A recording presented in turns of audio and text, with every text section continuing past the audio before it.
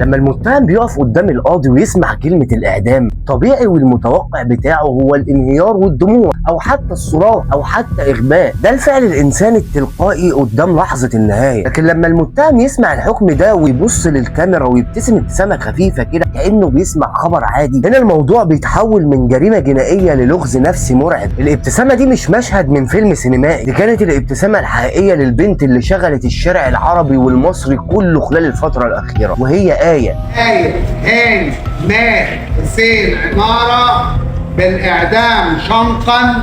البنت اللي ما كملتش ال 20 سنه واقفه في القفص بكل برود بعد ما انهت حياه صاحبتها فرح. الجريمه دي ما كانتش مجرد قتل عابر، دي كانت سلسله من التفاصيل الصدمه. طعن بقى على محاوله حرق، وجثه تستنى في الشقه 3 ايام، تتقطع وتتحط في اكياس وترجع تترمي في الترعه. الابشع من كل ده هي الاسباب اللي ادت لكده. ازاي الصداقه والعيش والملح يتحولوا لمأساة بالبشاعه دي؟ ايه السر ورا الابتسامه الغريبه دي بقى لحظه النطق بالحكم؟ تعالوا ندخل جوه التفاصيل ونفهم القضيه دي من بدايتها. 2023 وتحديدا في مدينه طنطا محافظه الغربيه، فرح بنت في الصف الثاني الثانوي 18 سنه، هاديه ولطيفه والكل بيحبها، عايشه حياتها الطبيعيه بين دروسها واصحابها. وفي المقابل كان في صديقتها المقربه آية هاني. العلاقه بينهم كانت قويه جدا، خروج مع بعض بقى واسرار مشتركه وزيارات متكرره. لكن من تحت السطح الهادي ده كان في توتر ومشاكل بتتبني خطوه بخطوه من غير ما حد يحس. في اليوم المشؤوم فرح راحت لشقه آية. المكان كان هادي ومفيش اي مؤشر بان اليوم ينتهي بكابوس. الجيران ما سمعوش خناق بصوت عالي في البدايه، ولا حد حس ان في مصيبه بتتجهز جوه الشقه دي. زي ما قالت التحقيقات والاقوال ان كان في خلافات مستمره ما بين البنات، والخلافات دي بتتنوع بين مشاكل شخصيه واسرار خاصه بيهم، ودايما بيبقى فيه لحظه غضب ودفاع عن النفس او الانتقام. لكن اللي حصل جوه الشقه في اليوم ده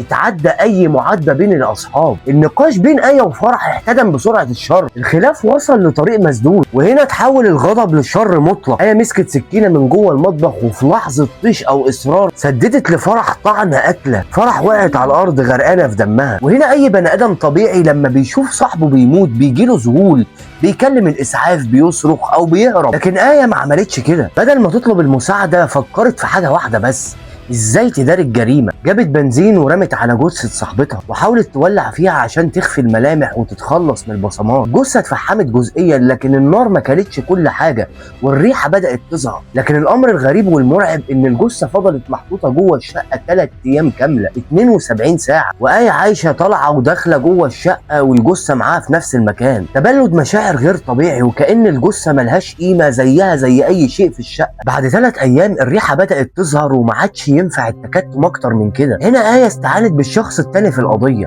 صاحب السكن او صديق ليها. اتعرفت خطتهم على ان الحل الوحيد هو التخلص من الجثه نهائيا، وبالفعل تم تقطيع جثه فرح لسهوله نقلها، وحطها جوه شوال او كيس كبير. وفي ساعه كده متاخره من الليل نزلوا كده، ركبوا توك توك والجثه معاهم واتجهوا لمصرف اسمه سيبربي. رميوا طبعا الجثه في الميه وهم فاكرين ان اللغز اتدفن للابد. لكن العداله دايما ليها راي تاني. بعد يومين الاهالي هيلاحظوا كيس غريب، بلغوا الشرطه وحضرت الجهات المختصه وتم انتشال الجثه. المعاينه المبدئيه وضحت ان الجثه البنت في مقتبل العمر، وكمان اكدوا ان في اثار لطعن وحرق وتقطيع. الجهات الامنيه فضلوا يشتغلوا على مدار الساعه، فرغوا كاميرات المراقبه في المنطقه والمناطق المجاوره، واتعمل حصر بلاغات لاختفاء البنات اللي في نفس السن، تتبع اخر خطوط سير للضحيه. وخلال ساعات الكاميرات جابت التوك توك اللي نقل الشوال ومنه الوصول لآية والمتهم الثاني. مواجهتهم بالادله وكاميرات المراقبه اعترفوا المتهمين بالتفاصيل الكامله للجريمه. القصه ساعتها اتحولت لمحكمه الجنايات في طنطا، والشارع المصري كله كان بيتابع القضيه دي برعب واهتمام شديد جدا. الراي العام ما كانش قادر يستوعب ان في بنت في السن ده تقدر ترتكب سلسله من الجرائم دي